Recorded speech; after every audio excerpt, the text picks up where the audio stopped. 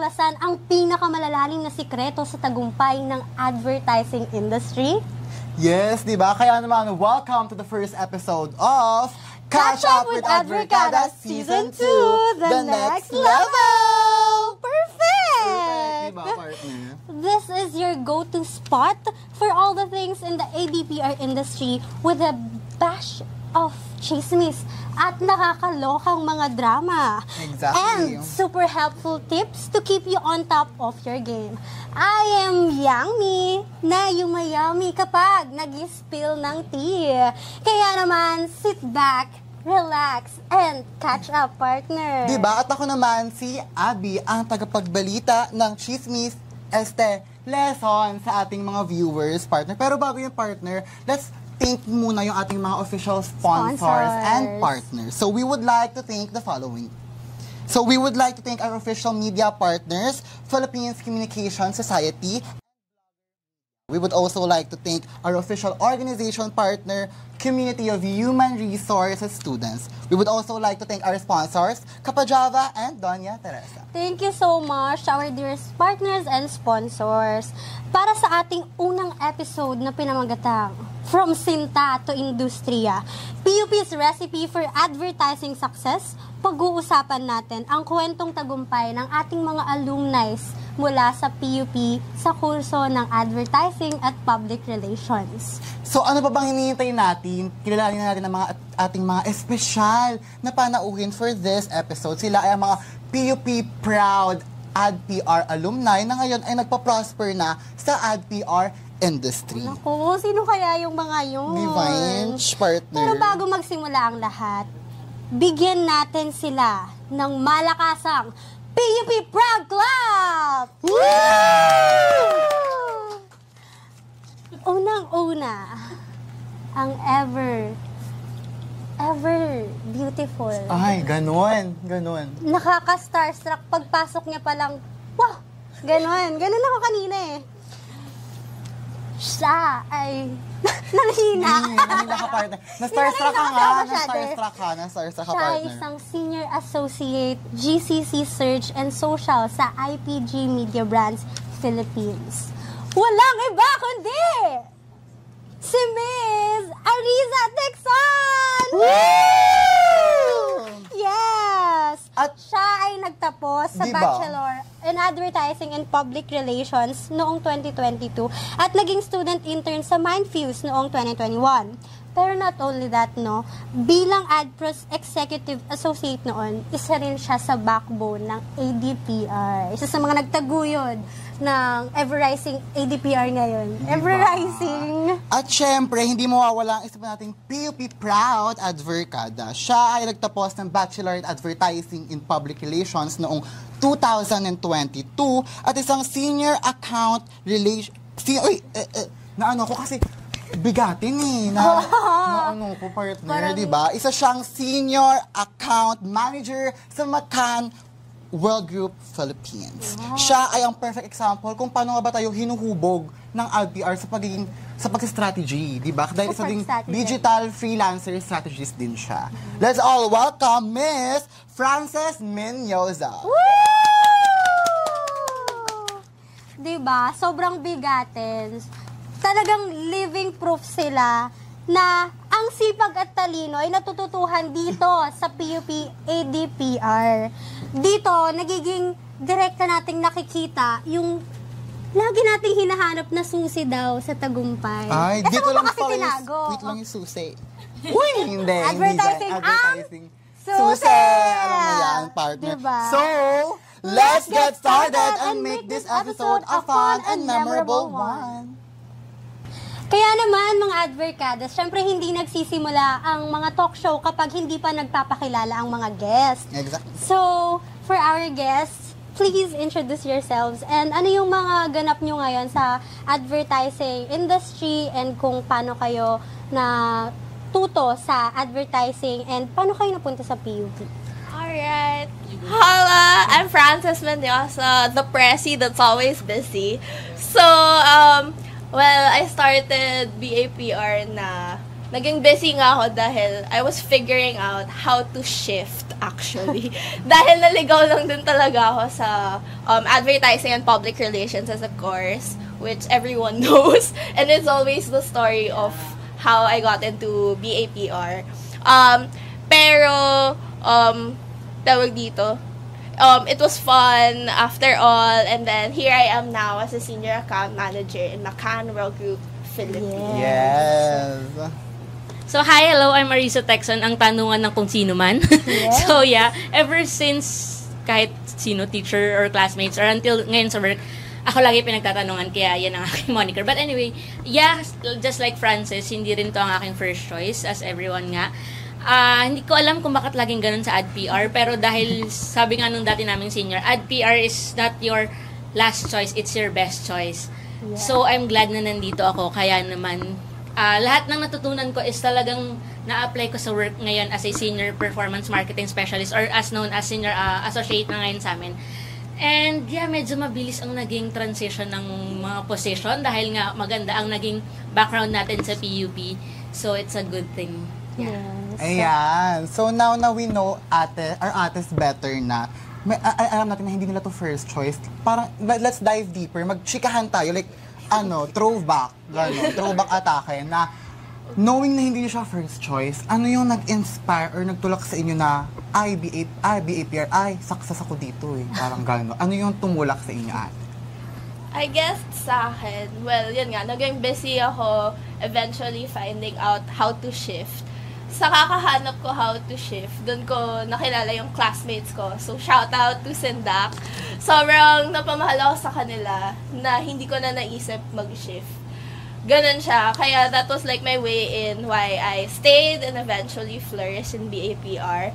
And then eventually, you get to know what department you belong in. So eventually later on, I figured out na account management is for me.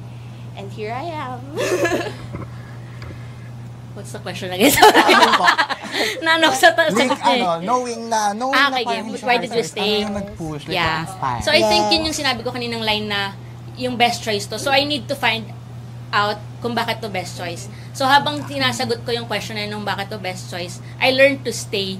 Kasi sabi ko din naman sa sarili ko, sabi ko din naman sa sarili ko, hindi ako susuko hanggat hindi ko nasasagot yung tanong ko. Eh, as time goes by, naka 4th year na kami, nasagot ko siya, so nagustuhan ko siya. And also, dahil nga ako yung tanungan, since lagi kong sama si Frances, dahil lagi nga kaming officer from First year? First year, yeah. Fourth year. From classroom to AdPros. Yeah. So, parang alam ko lahat ng bagay. Tapos, it turns out na, okay, lahat ng alam ko, hindi ko siya hinihindian. Nagugustuhan ko siya more. So, that's why I stayed. Ayun. So, in relation to that po, parang before po kayo mag-enroll sa BAPR, narinig niyo na talaga yung line na best choice siya, kaya po kayo na-curious. No, actually, narinig ko na siya after ko mag-enroll. Pero ang naririnig ko lang kasi lagi is PR, not si Adver. Hindi ko alam na may Adver. So, nalaman ko lang siya na may Adver nung pa-enroll na ako, papasok na ako ng pintuan.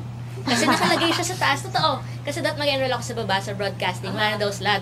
So, sabi, akit ka sa AdPR or sa Comres. So, pagtingin ko, okay, may advertising. Meron akong history for jingle. So, akala ko ganun lang yun. So, pasok ako, proud ako. Sige, may history po akong jingle. So, baka kaya ko to. Ayun, tatanggap naman ako. Turns out na hindi ko nagamit yung history ko sa jingle kasi may mas magagaling sa akin. And okay yun. It's okay. Kasi dapat hindi ka magaling sa lahat. Alam mo siya, pero may mga taong mas magaling dyan. And team naman kayo sa AdPR, so it's okay. Yes. Yes. And at least you found your place. Yeah. Ayun. Since ang dami niyo na rin pong na-experience, ano yung parang mga specific na memorable na naranasan nyo sa course na ito?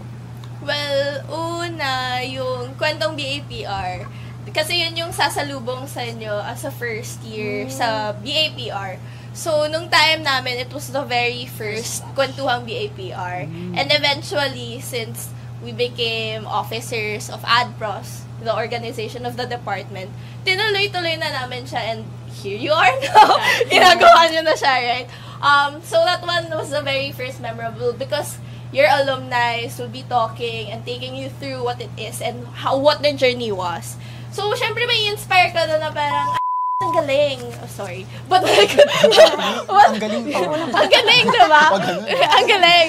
Ganon. And then, madaming mga events kasi sa first to fourth year. So, yung second, ADSIC laban. So, as a section, nabuo na kayo. Tapos, ngayon, kakalabanan nyo na yung ibang section. Pagalingan na kayo ng idea. So, doon pa lang, matcha-challenge na magiging A-game. Lalabas yung competitiveness ng bawat isa.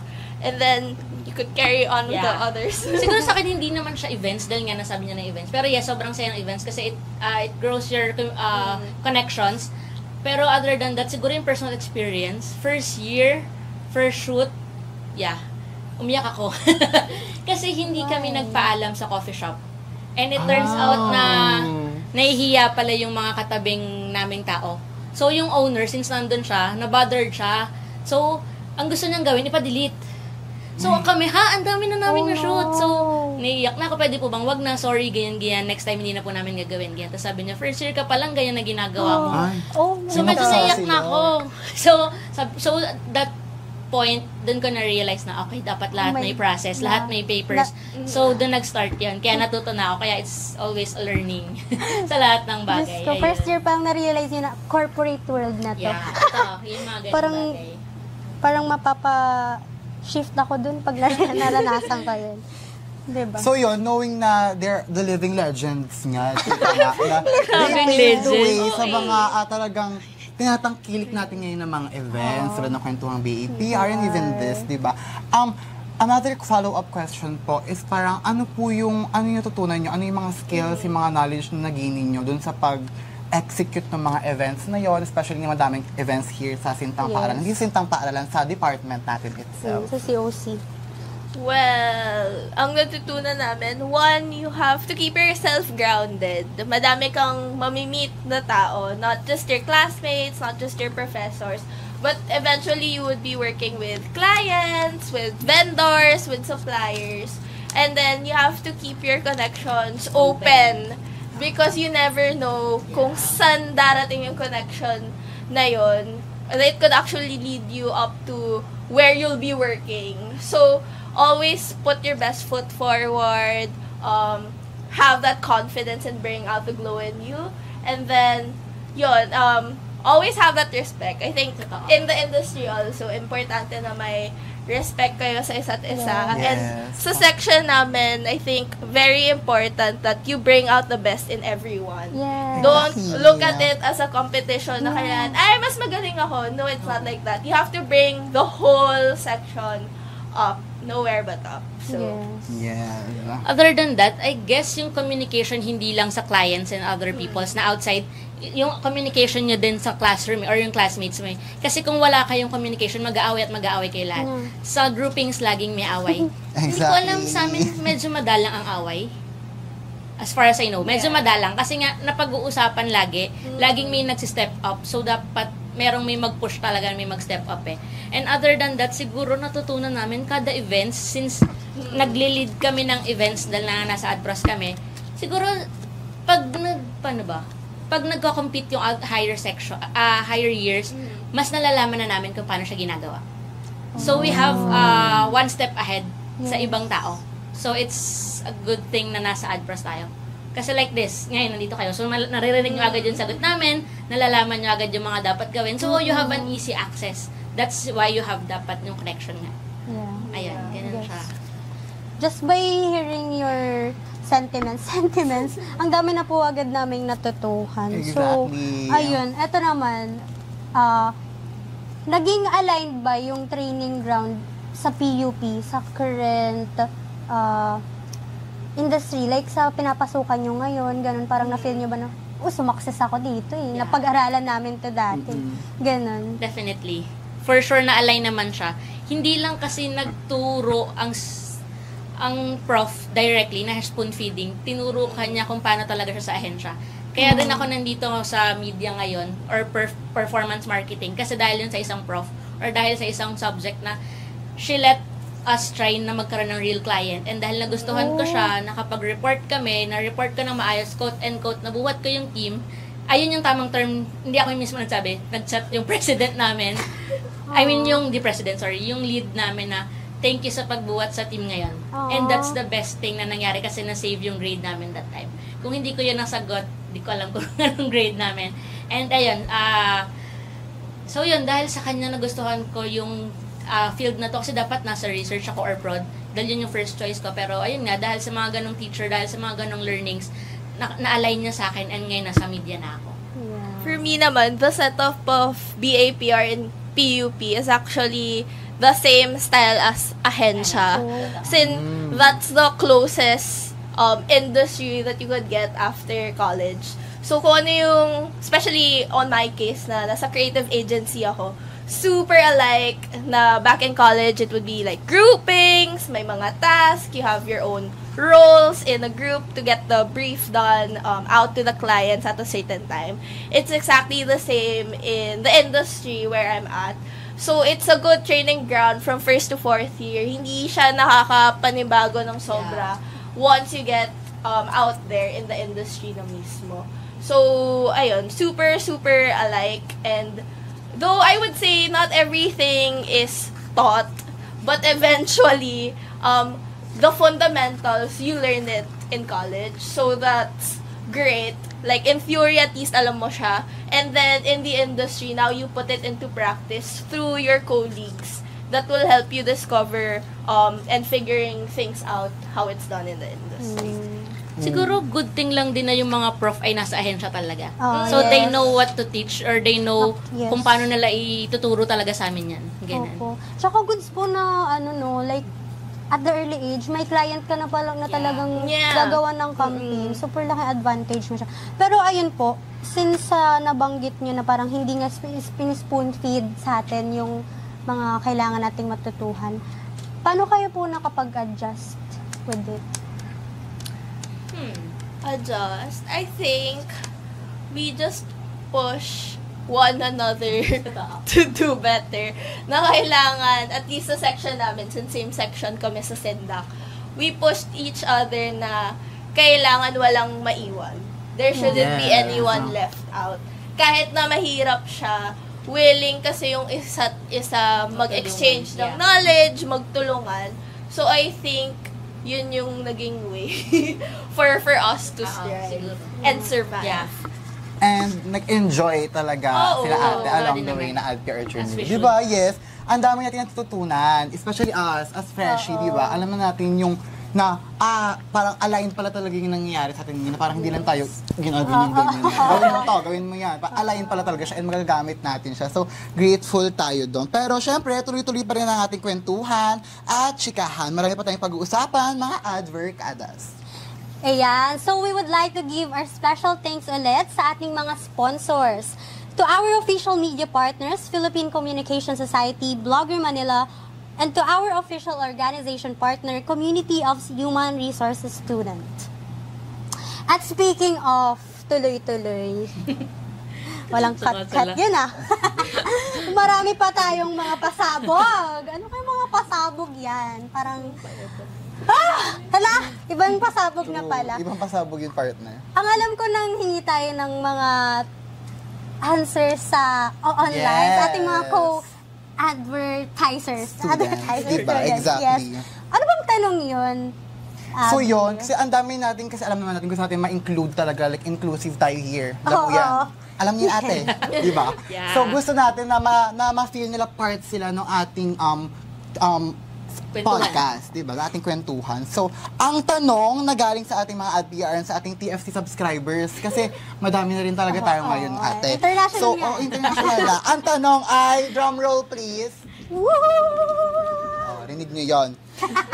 Kung ang ADPR journey mo ay isang ad jingle, ano kaya ang tunog nito after graduation? Oh my gosh, very relevant pa naman ang mga ad jingle na yan. Diba? Ano kayo? Ano ba? Asan na ba yung mga sagot dyan? Mga, Parang nakakaloka yung tanong na yan True. Pero for sure, mas masaya yung sagot ng mga adverkadas natin.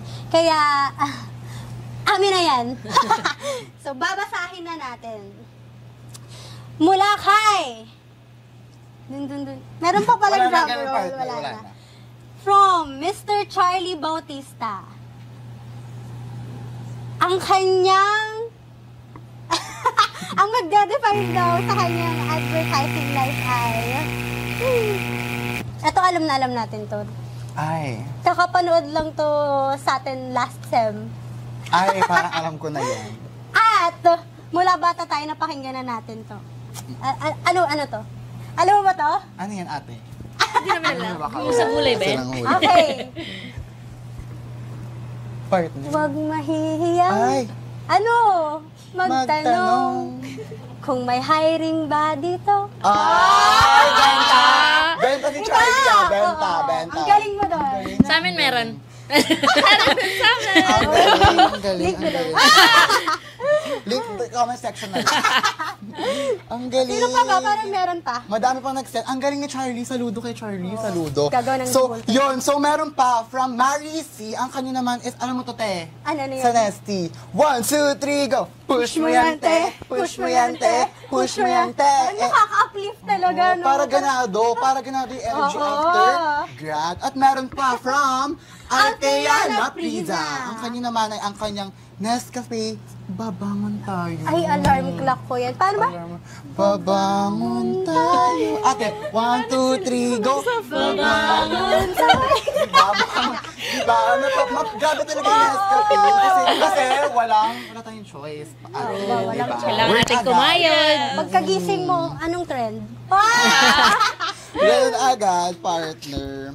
So yun, di ba? Grabe, halatang pinag-isipan talaga ang mga sagot nila. Pero gusto natin malaman kung ano nga ba yung sagot ng ating mga artistahing guests sa tanong na yan. So ang tanong ay, kung ang AdPR journey nyo ay isang ad jingle, ano kaya ang tunog nito after grad? Akin, yung sa Jollibee. Pero way back siya. So, ewan ko alam nyo pa siya. Alam natin yun. When it goes, I love you, Sabado. Pati Pati na na rin rin Linggo. Linggo. Kasi, Hindi ko panahon yan. kahit naman ako. Naghihintay ako. Kasi, kapag working ka na, yung weekends na yung ilo-look forward mo. So, I love you, Sabado and Linggo. Sa akin, siguro luma din to, yung sa Coke, yung ito ang beat sabay-sabay yung ganan.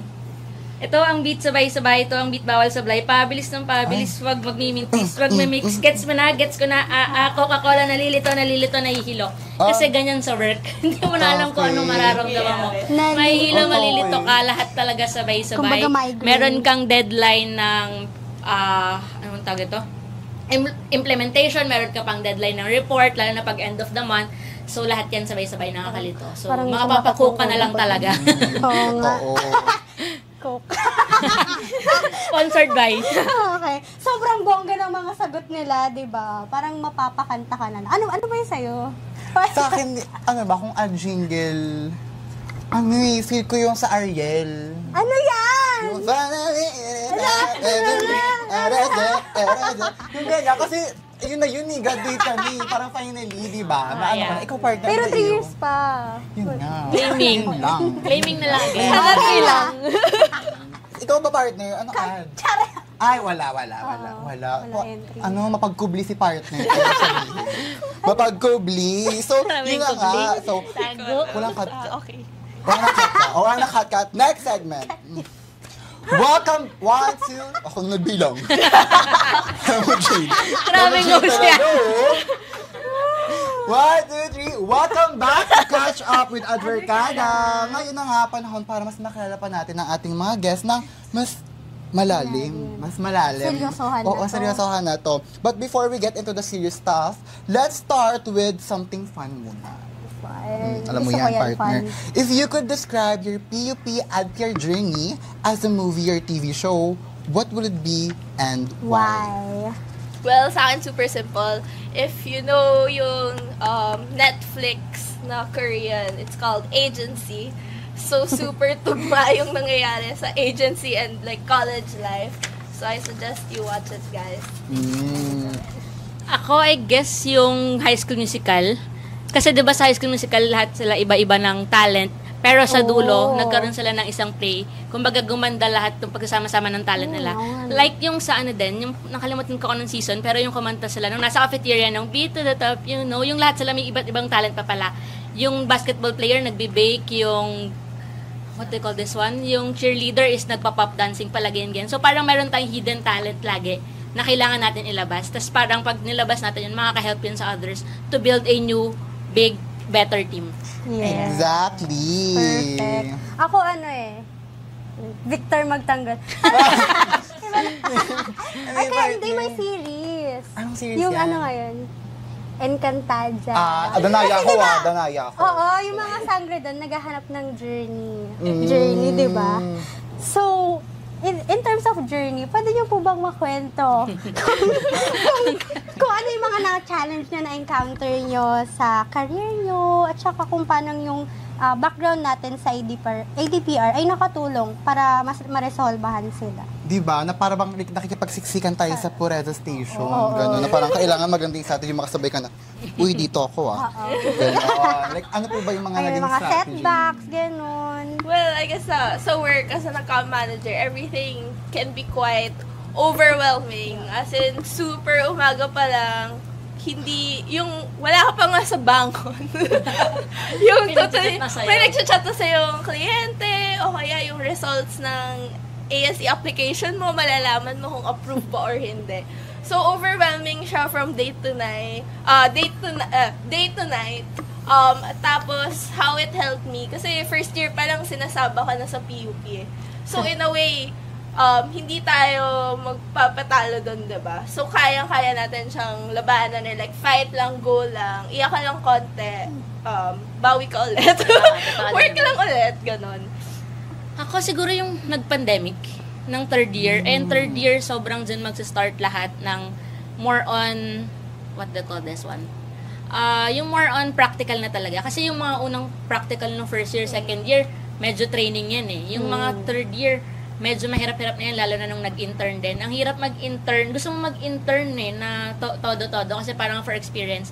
Pero ang hirap kasi hindi ka pinapayagan mag-on-site training.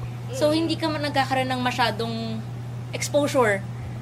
Ako din, hindi rin ako, siguro fault ko din yun na hindi ako nakahanap ng other internship kasi nag-focus ako sa AdPros. Kasi for kwento ang AdPR ata yun, preparation, and yun yung first time na magte-tech ako. So, kailangan ko ng, kailangan ko ng practice for that kasi yun yung first ever live. Kasi nga, first ever, first ever kwento ang AdPR ng online. Version. So, that's why they call me, kasi diba tech son, so naging tech mother. Kasi son as in son. So ako yung OG tech, so kung mga nagte-tech, mga nagla-live sa AdPros, it's my, but anyway, so, ano pa ba? And yun, nakatulong yun siguro dahil nung itong first din sa work kasi is more on, bahay ka lang din So, ikaw, sarili mo lang din kakampi mo. So, pag may nahirapan ka, lalo na yung first ever, what they call this one? Incident report. Medyo mahirap yun.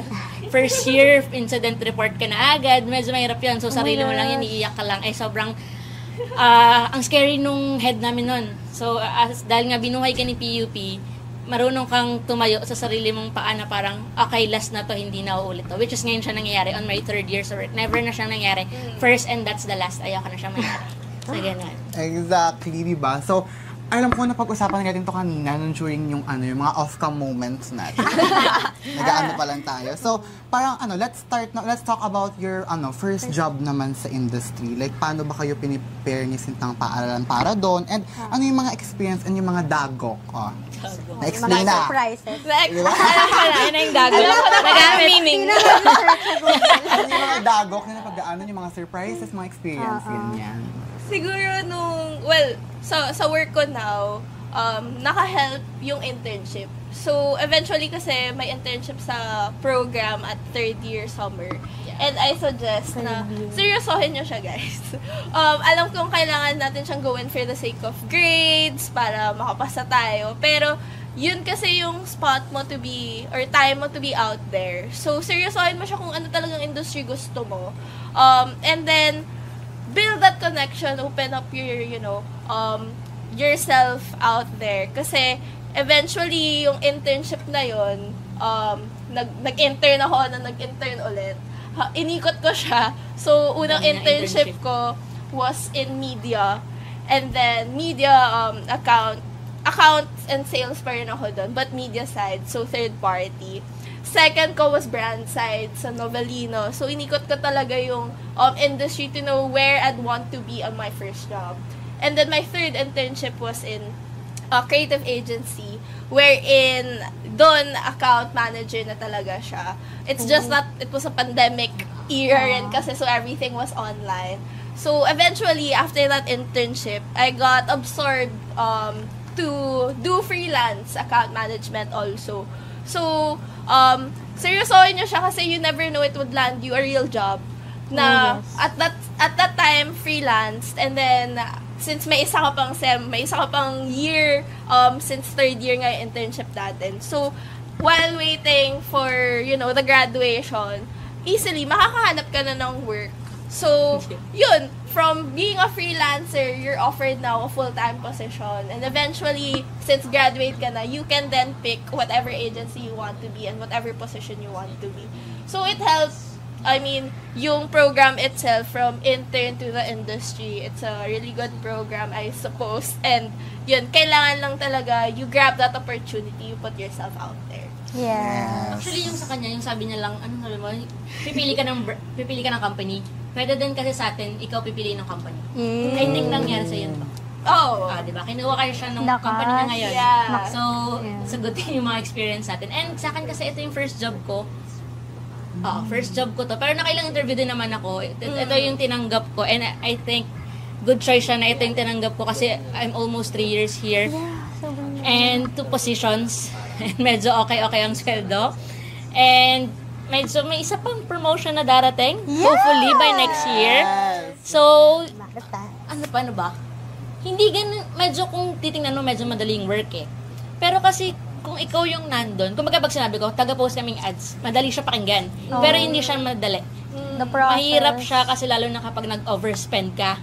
Hindi yun mababawas sa sweldo mo, pero mababawas yun sa company mo, yung budget ng company mo, and medyo sira ka na. Kasi bakit nangyayari sa'yo lagi yan? Anong kulang? So, dapat you have your responsibility. Kaya din siguro, yun din yung naturo ng hindi lang ng ad PR, ng ad press din na dapat responsible ka sa lahat ng ginagawa mo. Kasi hindi lang ikaw yan eh. Kasi lagi sa atin, lagi yung team. Hindi lang ikaw lagi ang mapapahamak, yung buong team.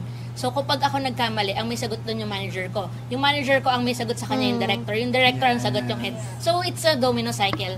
Diba? So, ayun. So, it's a team, talaga. Team effort. Yes. So, ayun. Gaya po nung nabanggit nyo kanina, kahit sa internship pa lang, marami ka nang makukuhang connection, ganon. So, let's talk about the connections you've made at PUP. True. So, paano nakatulong yun sa career niyo po ngayon? Ayun. Parang nahulungkot ka, partner.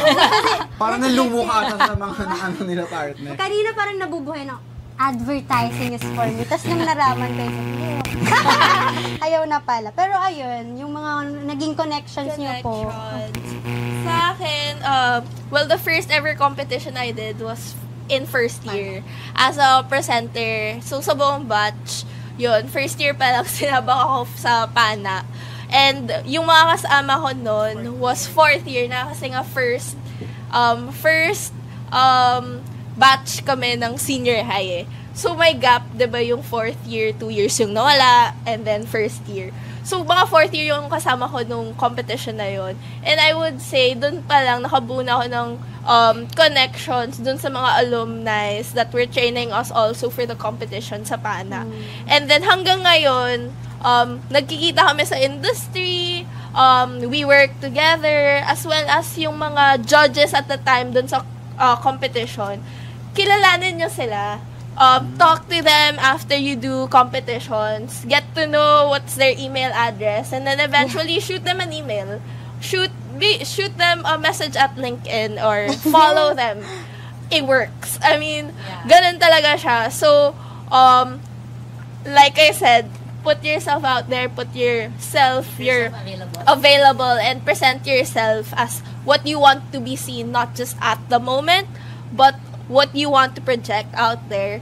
So, yun, nakakatulong super yung connections in the industry. And mali-realize mo na it's a small industry wherein you never know in 2-3 years time, kayo na yung ka-work namin. Oh, looking forward. Yeah. Sana bukas na.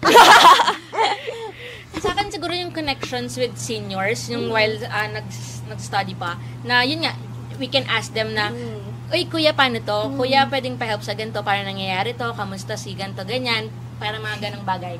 Tapos parang yun din, pag nag-work na sila, kuya, okay ba dyan? Ganyan. Tapos pwede bang pa-refer if ever? Ganyan. Tapos we can get them sa mga ano din, pag may mga kailangan natin ng speakers, mas madali silang matap. Like kayo, I think natap na kami through kala JC, what they call this, kala Gab.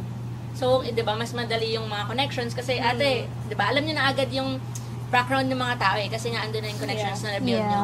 And then siguro sa work, naging connection ko is dito kasi sa IPG is na-refer ako.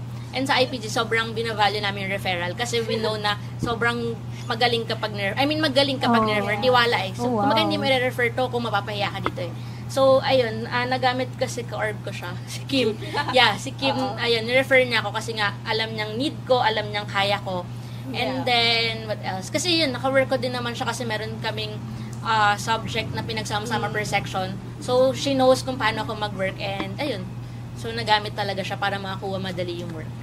Iba rin po talaga, no, kapag yung may mga kasama ka, mga taong tutulong din sa'yo to learn din, ganun.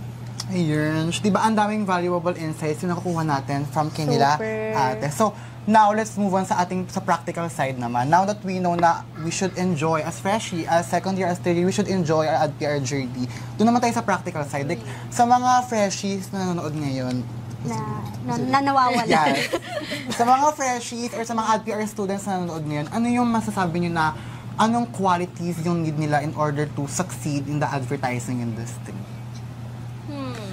For freshies? Be curious.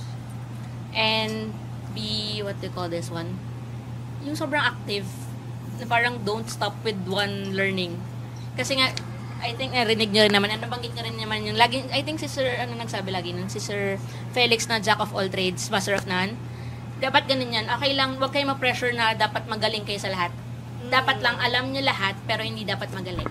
Kasi meron kang own specialty, meron kang own talent. And hindi mo kailangan i-pressure sarili mo na alamin mo siya by first year. Kasi yung work namin, nalaman namin, yung work or yung gusto namin gawin is nalaman namin siya by third year, fourth year na kami. So, no pressure to do all things agad-agad. It's a process. Malalaman at malalaman mo naman yan. Matututunan at matututunan mo kung anong mamahalin mong gagawin. For me, I think, trust the process. And then, enjoy. Learn to enjoy. I think if there's anything, like I mentioned off-cam, if there's anything I would have done years back, was to enjoy more. Kasi once you're working already, it's the real world. Ganon. It's the real, it's so serious.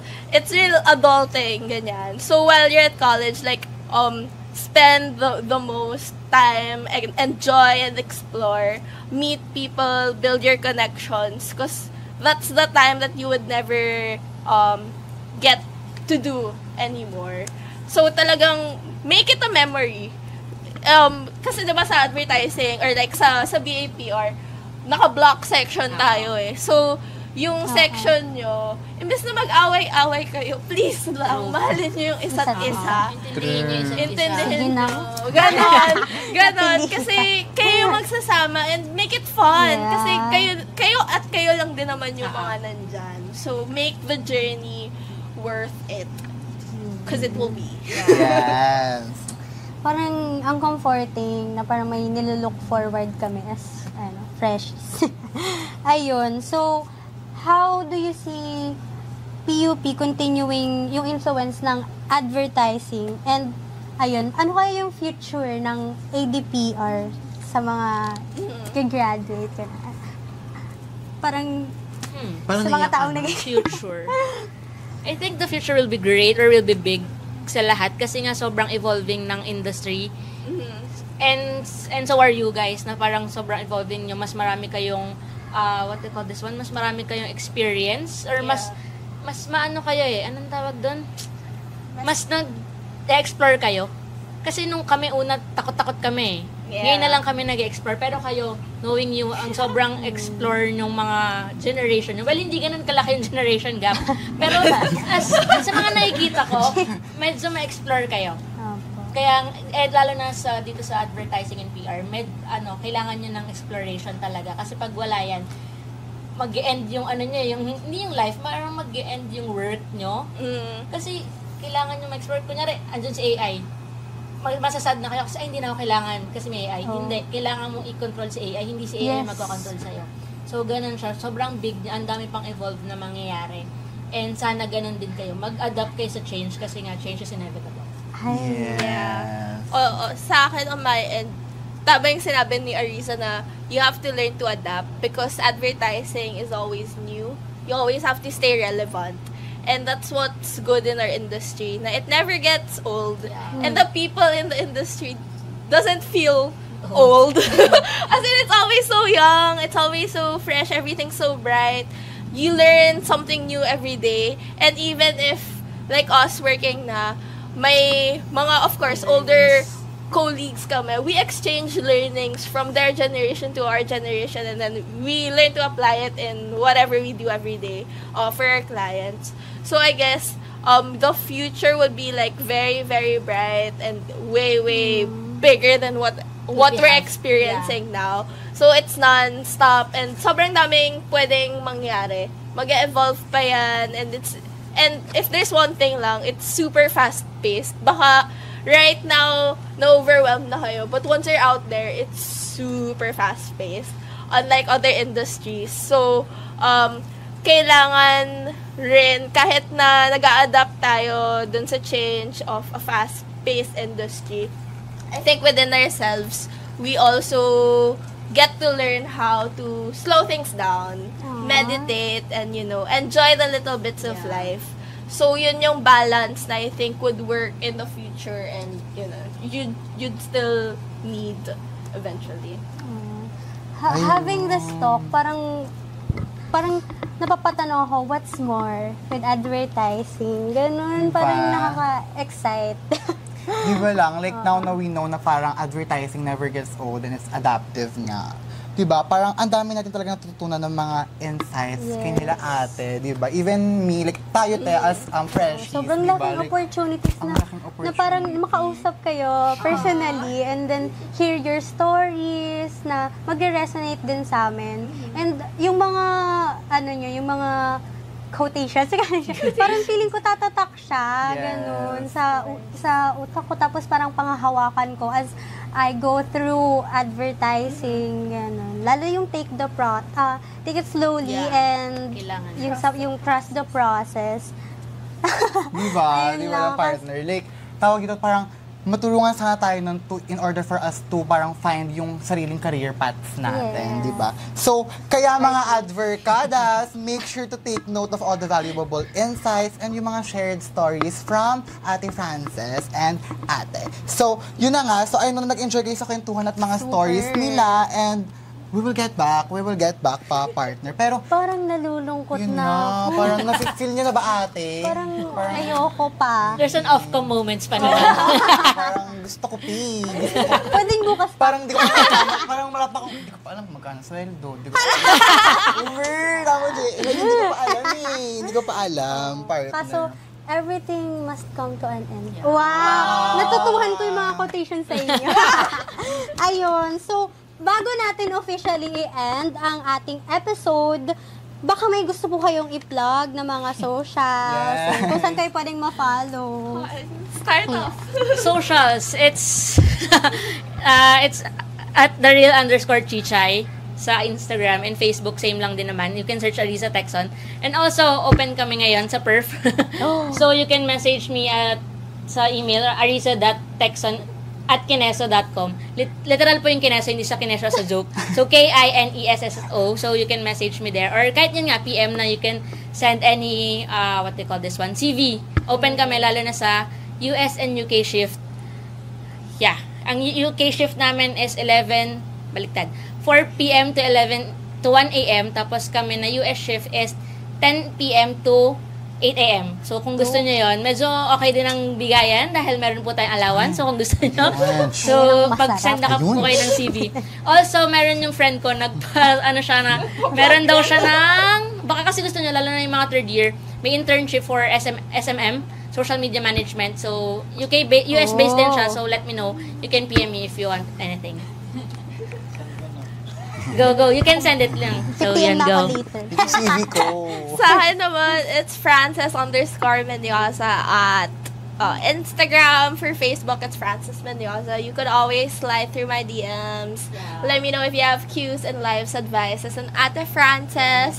And then for work, always hiring at Macan. So, you can also slide your CVs at frances.menyosa@macan.com. So, that's MCCANN.com. So, yun. Kung ayaw nyo naman na iba yung shift, like, for PH, APAC shift, so, like, Philippine time. So, I guess, we're hiring. Slide it in. Just message us. We respond, and we're very friendly. Di kami nangangagat. Yun. Thank you so much. And yun, ako din gusto ko rin mag-plug. And also, mag-plug natin, at of course, ipa-plug natin yung mga sponsors and mga partners natin. And we would also like to thank the following: official media partners, Philippines Communication Society, and our official organization partner, Community of Human Resource Student, Too Diverse, Sidhaya, and The Untold. Our sponsors, Kapajava and Doña Teresa. Once again, I am your host. I am Yang Mini Trumoring. I'm Abijo Villagomez, and we will see you again for another fun chikahan episode with Catching Up with Advercada Season 2.